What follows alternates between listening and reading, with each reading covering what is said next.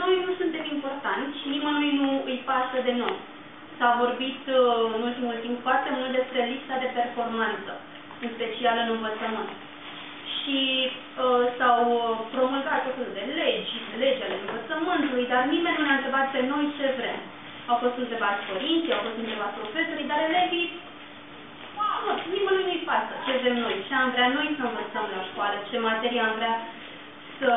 materie am vrea să se pună accent. Noi, aș vrea să lucrăm mai mult practic, de exemplu, pentru că vreau să urmez o facultate unde practica este foarte importantă. Ori dacă noi, la biologie, chimie, fizică, nu practicăm, nu facem lucrările practice pe care le avem în cărți, pe care ar trebui să le facem, nu știu cum am putea să ne descurcăm atunci. Și nu este vina profesorilor. Vreau să le iau oarecum apărarea domnilor profesori, deoarece nu știu cum dumnealor ar putea să facă performanță cu noi, atâta timp cât au atâtea probleme. După cum știți și dumneavoastră, li se scad salariile, nu știu, un profesor care vine într-un autobuz aglomerat, împins de colo-colo, să vină la școală, să lase totul în urmă, să își facă meseria așa cum trebuie cu elevii. Este foarte greu.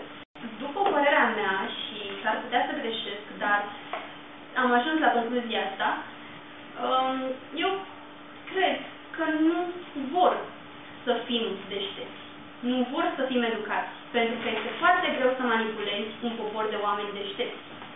Atunci când oamenii citesc, învață niște lucruri, deja încep să se întrebe de ce. Deja atunci când aud niște promisiuni, își dau seama că acele promisiuni nu pot fi realizate. Și cine ar vrea să aibă atâția oameni, poate sute de mii, poate chiar milioane de oameni, care să-și pună întrebări.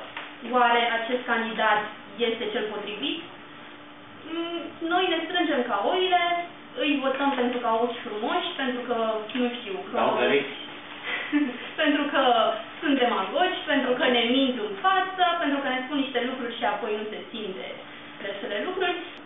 Nu prea stăm bine la niciun fel de capitol în România zilelor noastre. Și cum ai putea să fii cel mai bun dacă dai îngropi pe străzi, dacă te duci să îți faci plinul la mașină și mai ai puțin și faci atac de corp, nu vezi cât costă benzina, dacă te îmbolnăvești, Doamne ferește, ajungi în spital și nu poți fi tratat așa cum trebuie și, eu știu, te duci la școală, îți intră curentul pe la geam, soba nu merge, profesorul vine nervos că nu are cu ce să-și plătească ratele. Cum am putea noi să facem performanță?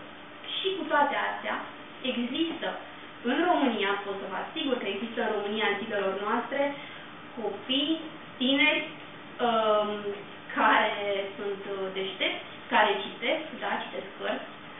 Sunt la ora actuală cel puțin 6 sau 7 care vor să plece imediat după terminarea liceului.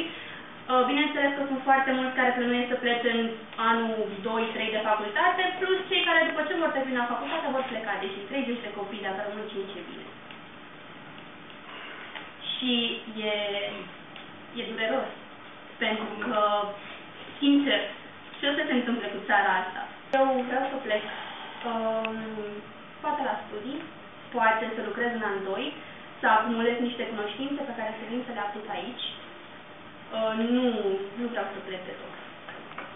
Este țara mea și nu accept să plec doar pentru că vor unii și alții. Fac un apel acum către tinerii, nu numai din Argeș, ci și din România, să se unească, să spună ce vor și să și facă. Pentru că, da, știu care este părerea generală despre tineri din ziua de astăzi. Că își pierd timpul prin cluburi, dacă ar putea să se mute la club ar fi bine, dacă ar putea să fumeze mai multe etnobotanice ar fi bine, aia mai cu bani fumează altceva, că etnobotanicele fac rău și așa mai departe. Dar nu sunt toți așa.